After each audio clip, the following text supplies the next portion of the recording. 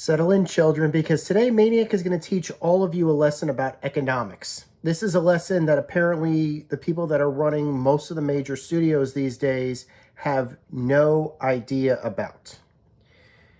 So, for those of you guys who may not be working in any type of major industry, you basically work a 9-to-5 job or you're still going to school, I understand if you don't understand these concepts yet because it's not necessary for you to understand them.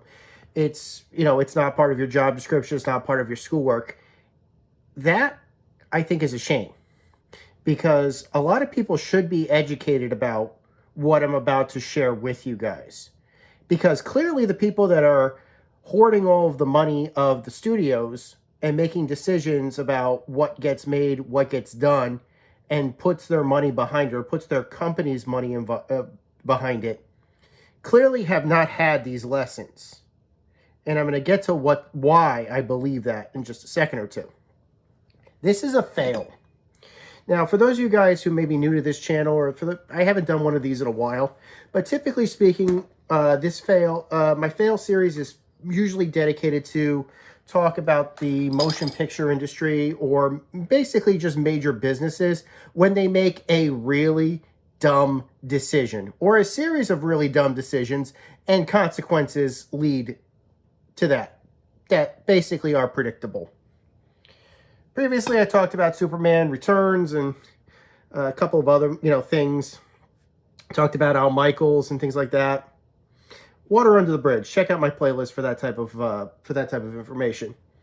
But today we're going to be talking about the movie studios, particularly the decisions that the movie studios have made within the past 5 years, and how bad those decisions are. Now, before you get into this, just so you know, I'm not going to talk about quality of content. Everybody else already is. If you're interested in hearing somebody talk about what they liked and what they didn't like about what was released either on streaming, movie theaters, television, whatever, this is not that video. This is a video specifically about what is getting released, why it's getting released, and the consequences of what happens when they made those decisions before the content even came out. Whether or not it's good or bad is pointless. This is something that was doomed to fail. And I'm going to tell you why. So, needless to say, within, let's say, for the past 15 or so years, certainly within the past 10 years, a little company called Netflix started making a lot of money very quickly. They started off as a DVD by mail rental service, and their understanding of it was that nobody wanted to pay late fees for movies that they rented, and the 3-day rental window of most rental stores at the time were just too limiting. And why not just buy up a whole bunch of DVDs and offer them to people on a subscription service, and then they can just simply trade in what they wanted or what they didn't want.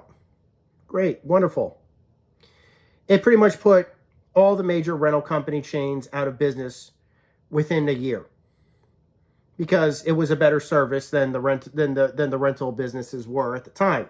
And great, that's the era, that's the future. But Netflix also had their mind about what would be the next big thing. DVD by rental was not going to be it forever. Broadband internet access was getting widely accepted. Portable devices, such as the iPad, the iPhone, were getting heavy adoptions. Why not offer an opportunity for people that are your subscribers to simply just stream their movies? That way you don't have to pay for postage to ship them out and ship them back, get them shipped back. You could simply just buy the content or lease the content from the studios in bulk, and it could be, popular content like, Star Trek, The Next Generation, the entire 7 seasons of Star Trek, The Next Generation. And if the customer is paying for that subscription, you could say, well, just go to netflix.com and you can basically watch it without having to rent the DVD or something like that. You could just watch the whole season on demand, which was another thing that was basically picking up at the time, video on demand. Great. It took off. it took off like crazy. And there were other streaming services that would come out along the way. Hulu launched, and at first they launched with an ad subscription module. They later ended up with a subscription module similar to Netflix. They kept the ads.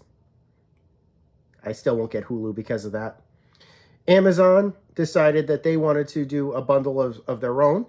They offered their own streaming service alongside their free Prime service for 1 day shipping, basically. Now they put ads on theirs as well.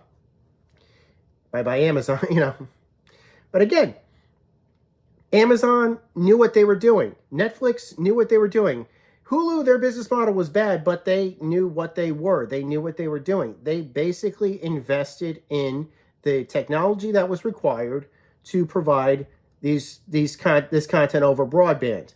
And customers were willing to sign up for their subscriptions because they could have the content that they wanted to watch for a reasonable subscription price. And since it was a subscription service and it was digital, and let's say it costs like $10 a month. Let's say on average, let's give it $10 a month.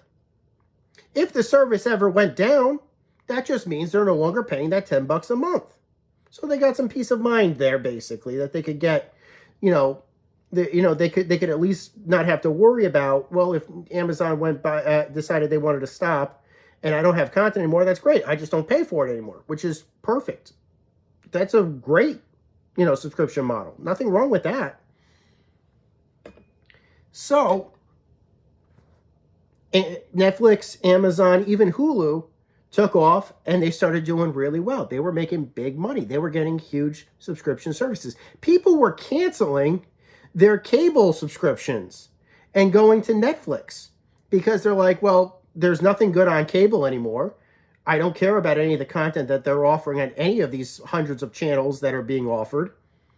Netflix has all the content that I want to watch, or Amazon has all the content that I want to watch. I'll just basically cancel and I'll pay for that instead. And they saved some money. And the studios were happy too. I know this sounds really weird. Like, why would the studios be happy and then do this? But the studios were happy too. And the reason why was because they were making money on this. The studios were the ones that already invested all of these projects. This were just tapes that were sitting in their back catalogs in vaults collecting dust for decades. Family Matters hadn't been aired in decades. Star Trek: The Next Generation was off the air since 1994. Star Trek Voyager been off the air for over a decade. These tapes were basically sitting in a vault somewhere in Paramount collecting dust. That's not making anybody anything. But if Netflix says, I'm going to pay you a whole lot of money so that I can basically broadcast your tapes for like 2-3 years on my service, and there's no loss to you because the tapes were already on a shelf sitting down. You take that deal, and now your studio is making money at literally no cost. That the shows were already made. So where's the fail? Well, a couple of things basically started to happen. A couple of suits decided they started looking at these numbers with envy. Netflix is making all this money with all these subscribers. Amazon is making all this money with all the subscribers. They're using our content. Yeah, we're getting money from it, but boy, we'd sure like to have that revenue. It's still more revenue than we're getting from whatever, or at least they determined it was. Theoretically, if we opened a Netflix, we'd be making what Netflix is making. And that's more than what we're making now from this content. Or at least they said it. They believe that. Well, they tried it. And the first to do it was CBS. CBS used to be part of the Viacom Corporation.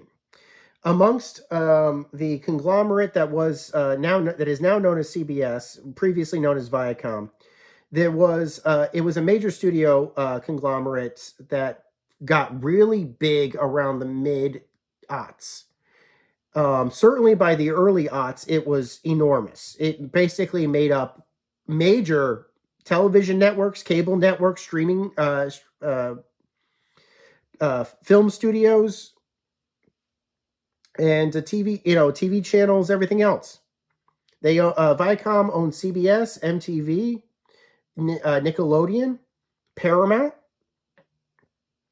and therefore they owned all of the properties from those channels in those studios. So they owned Star Trek, they owned Nickelodeon shows, they owned all of it. But through some type of decision made by some serious idiots, Viacom and CBS decided that they would feel that they could make more money being separated. If they split, and maybe the company they felt was too big, maybe they felt that separate they were making more money. This is probably going to go down in history as one of the worst decisions in the history of Hollywood, but it happened. CBS and Viacom split, and it was not amicable because their studios were so intertwined, their content was so intertwined. And I'm going to go into what that meant in just a second, or just an example or two examples of it, just a second. That the possibility of getting revenue on what both ended up with was severely handicapped for really no good reason. Now, what happened? Well, when Paramount split off from the parent company and CBS split off with it, there was a divorce over the rights to Star Trek. One company kept all of the legacy rights. So all of the movies and television shows, I believe, that were already produced went in one pile. They could re-release their old stuff. They would get the money from it. But they couldn't make more of it. That was owned by the other side. Which is why the 2009 Star Trek movie didn't look anything like the Star Trek movies that we had seen prior. And this continued at least for several years, basically. Star Trek Into Darkness, Star Trek Beyond, all had to be created under a separate license that they had to get from their former parent company, or basically. And so the visuals had to be changed in order to accommodate that. They could still put the name Star Trek on it, but if they wanted to do specific things or reference certain things, that would make the budgets go up because they'd have to pay licenses and license fees and stuff like that. That's also a reason why in a lot of cases, for a time, you couldn't get, legacy Star Trek models and stuff because the merchandising rights were tied up as well. And this was a problem that a person with a brain would have foreseen, but that's more to ask for in today's Hollywood. So they were noticing that the money that they were making was not as much as it could have been. And so how can you expand with your revenue streams, with the content that you've got, with the content that you could produce, without making it look like a decision that you made badly was a decision that you made badly? And so CBS decided, why don't we just create our own Netflix, as if that's just something that can just be done with a magic wand. Maybe I'm assuming that whoever was in charge who made the decision probably did think that. And we'll put a Star Trek, we'll put a new Star Trek series in as our first as the flagship show of this new Netflix, basically. They called it CBS All Access. And the headline show for this service was Star Trek Discovery. Now, take into account that they already had CBS, they already had Showtime, they already had movie theaters, they had every alternate option. They already had Netflix and Amazon Prime. They had every possible other way that if they wanted to make a Star Trek show, there was nothing wrong with that. There was no harm in them deciding to make a Star Trek show. But if you're going to create an entirely new thing just to handle this one show, that's not going to be as lucrative as you think it is, for a couple of reasons. First off, not all the stations make their own shows. A lot of times studios make TV shows, like Warner Brothers made The Big Bang Theory and stuff like that. And they sold it to CBS. CBS paid them for the show. And now it's on syndication, so all the different networks are basically giving them money so that they can rebroadcast, reruns and stuff like that. And that's how Warner Brothers made money on The Big Bang Theory. And there's nothing wrong with that. I could basically name all of these other types of shows where similar things happened. As for shows like Star Trek Voyager, that was on Paramount. Paramount made money broadcasting the show on their own network, not from broadcasting the show on their own network. And they still sold shows to other networks, just not Voyager, from the ad revenue that was being sold on the show, because the show was getting regular subscribers, and so they could price out what the ad revenue would be. And that's where and then on top of that, afterwards, they would release it on DVD and VHS tapes, later DVD seasons, and they were making money on the VHS tapes, the DVDs, and everything else, basically, to say nothing of also merchandise and stuff like that. So Paramount made money on that stuff. But there were still growing pains of the UPN network. Even though Voyager stuck around for like 7 seasons, not all the other shows on UPN were that lucky. In fact, most of them didn't last past 12 episodes. At least not in the first few years. Although I absolutely loved the show 7 Days.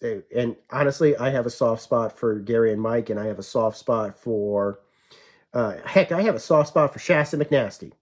Go figure on that one. But I guess I'm alone in that one, but I'll take it. But yeah, that's where they were making their money. But where was the opportunity for money in releasing a streaming service, especially if you're only going to have one show for it? Yes, you can put the back catalog on there. Most people could watch that content that they had in their back catalog on other services they already had, whether it was on television or whether it was on the other streaming services that already existed. Now let's get into cost for a second. I'm going to fast forward a little bit, but setting up a streaming service is not free. Maintaining a streaming service is not free. Netflix had the wherewithal before they launched their streaming service to have their successful DVD by mail service. So they already had the startup capital and they had something to fall back on. Amazon had their own warehouses, the fact that they were selling goods and shipping goods out. They already had a revenue stream coming in for them that they could use to basically upgrade their services to allow video streaming. And if it failed, they had something to fall back on again. Paramount, on the other hand, was a content creator, was a content releaser. CBS was a content releaser. If they're making content for themselves and only releasing it through services that they had themselves, they are solely reliant on those services getting customers and keeping those customers, because that's your only revenue stream. Your only revenue stream are subscribers now. And here's the best part. If you've only got one show people care about, the second they've watched it, they're just going to cancel. If they even want to watch it in the first place, the second they watch it and you've got nothing else to show for it, even if you say, oh, there'll be a second season, or oh, we might have another show coming up, they're going to cancel their subscription. Or you're going to be somebody like me. And you're going to say to yourself, I would bet money that the one show that I care about on this service is going to get an alternate release. Probably like a digital streaming release or a Blu-ray release or a DVD release. Put a pin in that for a second. Star Trek Discovery comes out. They release the very first episode in the United States on CBS. The episode's terrible. Nobody cares about it. It basically just abruptly ends. And then they said, now everybody sign up for CBS All Access, and you can watch the second episode, the follow-up to this masterpiece. And nobody did. And they just thought, oh, we could just release a new episode, and we'll at least get a couple of months of, everybody releasing. Meanwhile, competing services like Netflix release all of their episodes all at once because they have so much content ready to go, and they have so much content waiting in the wings to go next, that it's not in their interest to release a series piecemeal. They might as well just release a whole season of episodes all at once, and then the next week they'll just have a different show, have a new season, or a movie or something, or a bunch of movies. CBS All Access didn't have the luxury of having content for their subscribers, certainly not in the early days. They were charging just a little bit less, but only just a little bit less. People didn't think it was a good value, so nobody signed up. And then Star Trek Discovery Season 1 came out. It got nothing but negative reviews. And nobody cared. And while there were some people who did sign up for CBS All Access, it clearly wasn't enough because, well, I'll get to that in just a few minutes. There is another company, and I've done this video for about 20 minutes now, but there was another company that was looking into this as well with bated breath. And that was, of course, Disney. Disney is no stranger to releasing their films. They are a major company that has existed for 100 years. They've released countless feature films. They've produced countless just incredible deuses of content, TV shows, made-for-TV movies, feature films, IMAX films. They owned a whole range of different networks, not just the Disney Channel or the spin-offs of the Disney Channel like Toon Disney or Zoom Disney or what. They owned ABC. They owned National Geographic. The whole National Geographic is owned by Disney. And now they own 20th Century Fox as well as all of the catalog of 20th Century Fox. Wow, right? Wow. When I was a kid, Disney bet on releasing a premium channel. They had already seen success at companies like HBO and Showtime, and they bet that they could have their own premium cable channel. And since they had, for some reason that escapes all logic, decided that they never wanted to release their films on home video for reasons, I guess they wanted to make the revenue in re-releasing the films over and over again in theaters for some reason. All those films that they simply just sat on for decades could get released through this, or stream or rebroadcast through this, and they called it the Disney Channel. And that's the start of the Disney Channel. The Disney Channel started, most people don't know this because you can just turn to the Disney Channel on your basic cable package. But when I was a kid, the Disney Channel used to be a premium channel. You had to pay money to get it. Occasionally, they'd offer, like maybe 2 times a year, they'd offer it for free for a week. You could watch it. And that was it. I think providers started changing the rules on it sometime in the mid-90s. And by the late 90s, it was becoming popular again amongst everybody. But that was like a big bet on Disney, and they hit it. They really did. And now Disney was interested in doing it again. They were going to release their own service. They were going to discontinue licensing their shows and their movies to, because their contracts were coming up, the contracts were getting ready to expire on the current streaming services. And they decided that they were going to invest, or they are going to invest, in their own streaming service, and they can release all the content of all their heavily anticipated films and a whole bunch of new shows that will be exclusive to that service. Whole bunch of new shows that people were looking forward to, like a sequel show to Haley Duff's show, Lizzie McGuire, set in the present day, with a present day, played by a present day Haley Duff. And there was going to be nature documentaries made by National Geographic, and they were even going to have a Star Wars show. And you could watch the Star Wars movies. You could watch most of the Avengers movies on this new service. And they were going to call it Disney Plus. And they did. They launched Disney Plus. So you had CBS All Access and you had Disney Plus. HBO would later wade in, and they're like, we're going to take our HBO content, we're going to have our own streaming service, but anybody that's currently an HBO subscriber can get it.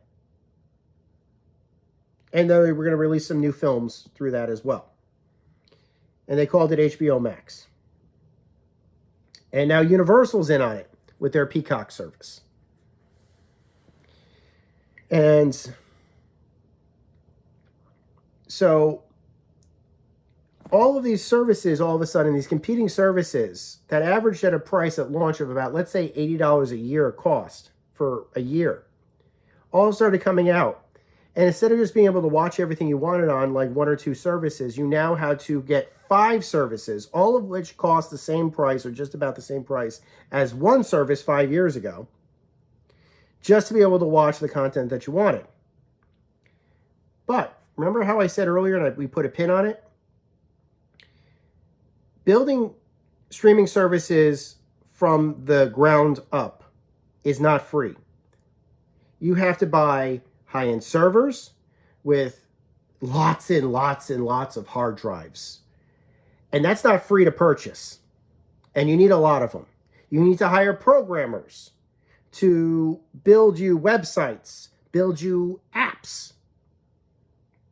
And those aren't free either. You need to then encode all of your movies into the video formats that will support those streaming websites and those streaming apps. In some cases, they might have already done that, but not in all of it. And getting the teams together to encode that or re-encode that is not free either. So there's money there. Oh, what if you got a hard drive that broke? Oh, that server's running too hot. That server's going to burn out in about a week. Better replace it. Maintenance is not free. And that's not even counting how much it would cost to host all of this content on the internet. You have to get an ISP. You have to be able to host terabytes of data that are going to be heavily trafficked, or at least anticipated to be heavily trafficked. That's not free either. That's really expensive. And you have to pay it every month. And I'm not getting to the obvious part. All of this infrastructure. I mean, if I had to build a broadcast affiliate or something like that, I have companies that are going to pay me licensing fees to slap my name on it and everything else. That's nothing. I've already got the satellites. I've already, the what do you call it? Or the broadcast towers are already in place basically to receive the satellite broadcasts. I'm getting advertising money from, the advertisers for releasing this on top of the money, the licensing fees from the thing, for either the cable companies or the broadcast affiliates, the network affiliates. But if you've got a streaming service, your only source of revenue is your subscribers. And I literally just piled up all the startup costs, all of the recurring costs, and we haven't gotten to the most basic thing yet. And that is, what does it cost to make all the shows that you're going to be supposedly offering on your service, so that I watch your show, I sign up to your service as opposed to somebody else's. Star Trek Discovery flopped. Nobody really watched it. But CBS at least had the foresight, and they still do, when they eventually started doing other shows and stuff like that. They put their shows on other things. This is Strange New Worlds on 4K. I know I'm jumping a little bit ahead on this because I didn't even talk about this or what it took to make this. But my point is that I could at least get this on other media. Why? Come with me for just a second. CBS All Access failed.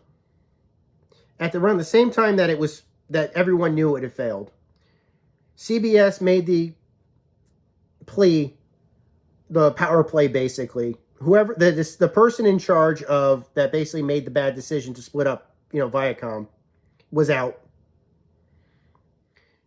Somebody else was in who was smarter than him and brought everything back together. Viacom basically all under the Paramount Network or CB. I can't remember if they're calling themselves CBS now or if they're calling themselves Paramount now, but Viacom, as we know it, did reintegrate. And it was just in time, basically, because at that point, Star Trek, they were planning on releasing a second Star Trek series, Star Trek Picard. And I think most of Star Trek Picard season 1 was already filmed before the remerger, but they were able to get some things done in post to like pictures of like young Jean-Luc Picard, during the, they were basically, they were allowed some leeway in post, basically.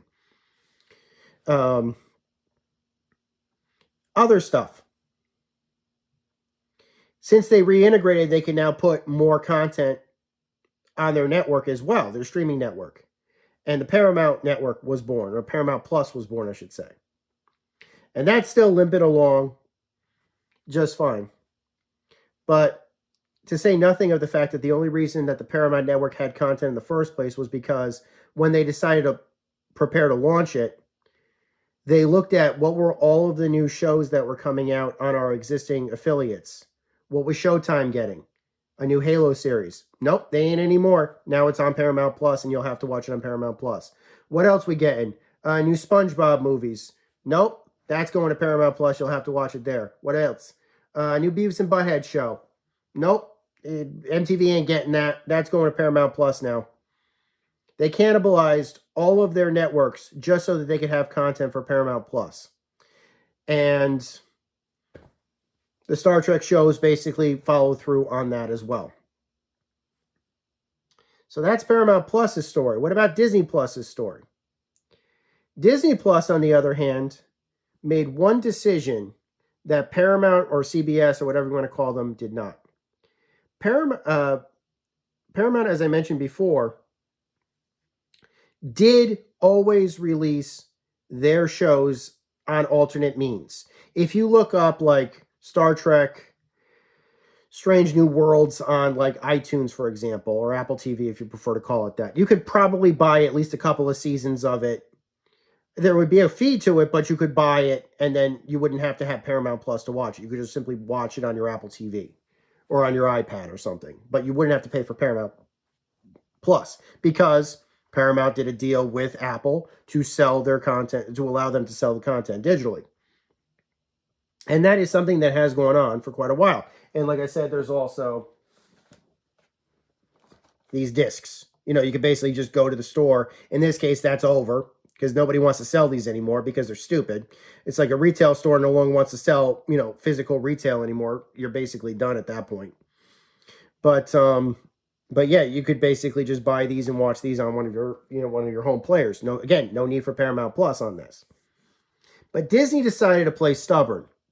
Obviously, any of their feature films would go to home video as planned, and yes, you could get it. Sometimes they may even release it on They may have even released it on Disney Plus earlier than it ending up on on home video or on home video streaming. But again, you could still get that content. Like if I went out and I wanted to go see Avatar, The Way of Water, yes, I could watch that on Disney Plus. Theoretically, in fact, you can still watch it on Disney Plus. But I could just go and just buy Avatar: The Way of Water on iTunes or Apple TV or, that sort of thing, basically. Or, again, I could pick up the disc and watch that. I don't have to watch that. However, Disney Plus's exclusive shows, the ones that they did release, like the Star Wars show Mandalorian, or all of the Marvel shows that they promised that they started promising at launch, that got piecemealed out. Shows that they had promised and were integral parts of the MCU. Shows that you, if you were an MCU person, would have to watch to understand films.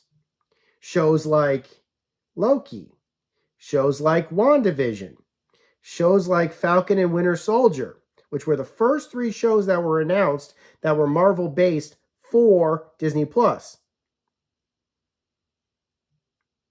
You had to watch them on Disney Plus.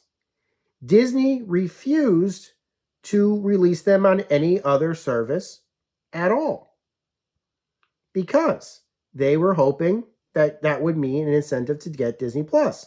Well, guess what? WandaVision was not free to make. Falcon and Winter Soldier was not free to make. These cost millions of dollars for the episodes that they produce. Each show had a budget of several $1,000,000, like at least $10 million per show. At least the initial ones. And the only way you could watch them, again, was on Disney Plus, which meant that the only revenue stream for them was the Disney Plus subscribers. Well, here's the fun part. The fun part is those subscribers not only have to subsidize Falcon and Winter Soldier, they also have to subsidize the dozens and dozens and dozens of other shows as well that also have $10 million budgets. Man, you know, how many subscribers you getting? And if you don't have enough subscribers, is your fee basically the only solution is to raise the monthly fees or the yearly fee? And in some people's cases, if they see their fees going up, some of them may stick around, but a lot of them will just terminate their accounts and say, okay, well, it's going to be $140 the next time it bills me. Might as well cancel now because I've already watched the shows I want to watch and nothing that's coming out is interesting me anymore. And I ain't paying $140. So are you sure you're getting the revenue that you were getting or that you need to get for all the shows that you produced? And on top of that, since you've already made the decision that you're going to have these shows tie into the MCU as an incentive to get people to do it, the cross of that was, or the blowback of that was that when you decide to have your feature films that people were going to go see and were going to see, like Doctor Strange 2, Multiverse of Madness, that referenced WandaVision, not all of your audience was guaranteed to watch that. Why? Because you didn't put it in theaters. You had no home video release. Not everybody decided to get Disney Plus. Maybe some of them didn't know that they had to get Disney Plus moving forward. And so they see reference to WandaVision goes right over their heads. They don't know why the Scarlet Witch did what she did. Her motivation is mostly lost on them. Falcon and Winter Soldier is going to be leading into the next Captain America movie, which is currently in reshoots and everything else. It's been held back. I actually am interested in seeing that film. No joke. But it's been delayed. Its release has been delayed quite a while, and again, it's in reshoots for quite a while. But you would have to see Falcon and Winter Soldier to really know what probably is going on in the next Captain America movie. Where did he get that costume?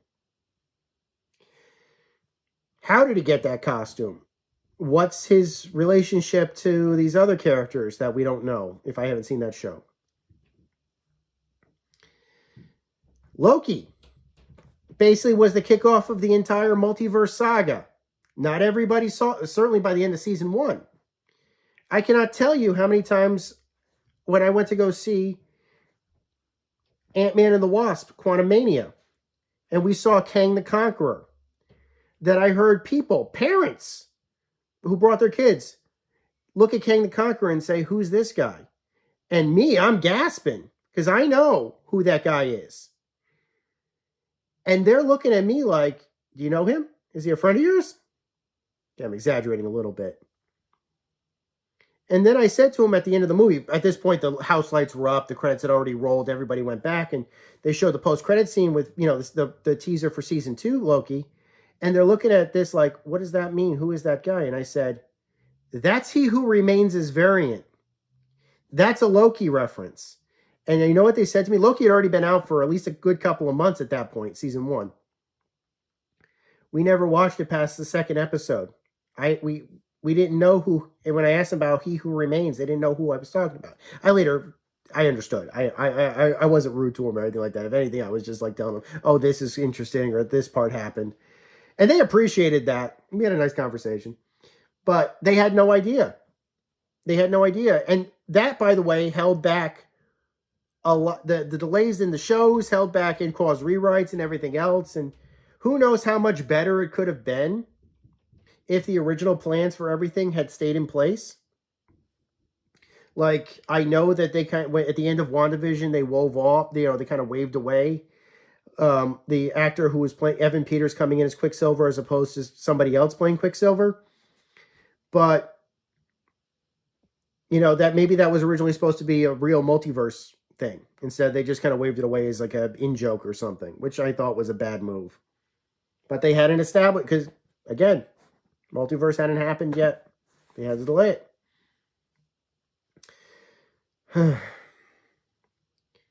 So here's where I've kind of ranted on for about 40 minutes now. And you're probably asking yourself, where am I going with this? Is there a point to all of these 40 minutes of you telling me all these stories of all these, quote unquote, what I say are bad decisions? And that is, unfortunately, money talks. And you can only be spiteful to keep things the way they are for so long before your coffers are empty. And you have to figure out a way to get your content on streams, on services that will make you actual revenue. As of this recording of this video, Disney Plus dumped an entire 4 shows, 2 from Star Wars, 2 from Marvel, on the same day on both Steelbooks and like Blu-ray and 4K. Falcon and Winter Soldier, which is depicted here, Obi-Wan, Andor Season 1, and Moon Knight. All of those got released on the same day, April 30th. They sold out, with the exception of Moon Knight. The only place I could find them was Amazon. They sold out 3 of those shows almost immediately. It took weeks for Amazon to get reorders in place for everything but Moon Knight. Moon Knight didn't sell out, but this was the last one that it took me 3 months before restocking, and I could actually get this this series. Before that, they already released Loki and WandaVision on the same day, essentially dumping those out. And then Mandalorian Season 1 and Season 2 also got, on a separate day, got released as well. So do the math. That's 8 shows that were previously Disney Plus exclusive. Falcon Winter Soldier, Loki Season 1, WandaVision, Obi-Wan, Andor Season 1. Oh God, I lost track. Mando Season 1, Mando Season 2, and Moon Knight. 8 shows. All of those were meant to stay on Disney Plus forever. And here's the biggest shame about this. And this is probably where I'm going to start getting some nasty comments. But I'm assuming that people who would be saying to the end are not going to, maybe they wouldn't be watching the end. There are like I said before, there are consequences of people not knowing about this content. The Marvels, basically the sequel to Captain Marvel 2, the second Captain Marvel movie, flopped. Why? Because it was a team up between characters in Captain Marvel, which people did watch and didn't get super positive reviews. I thought it was all right. I thought it was fine. But it was also characters in WandaVision, which apparently, if you didn't have Disney Plus, you would not have watched. References in Secret Wars, which again, if you didn't watch, you didn't know what was going on.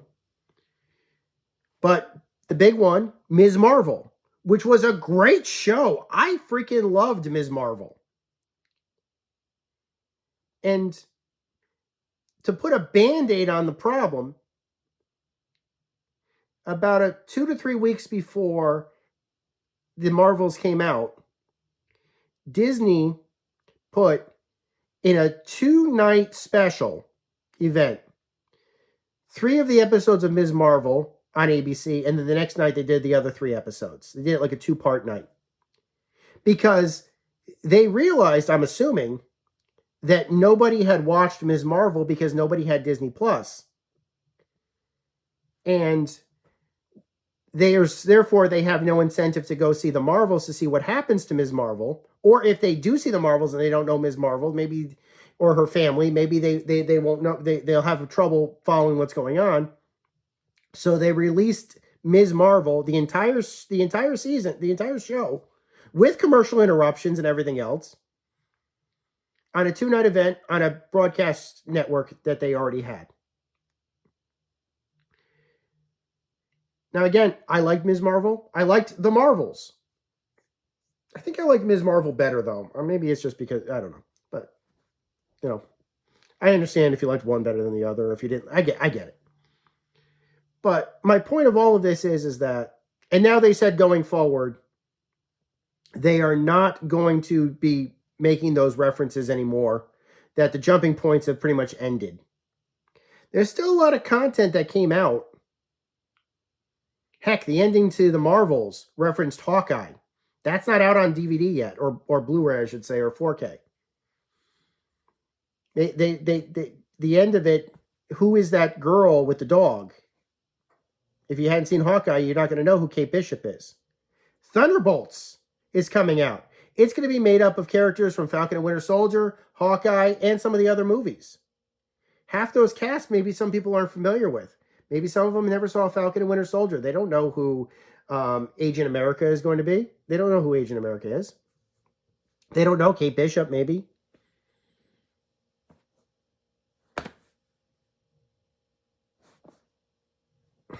What do you do? I'm sure that'll be my YouTube thumbnail.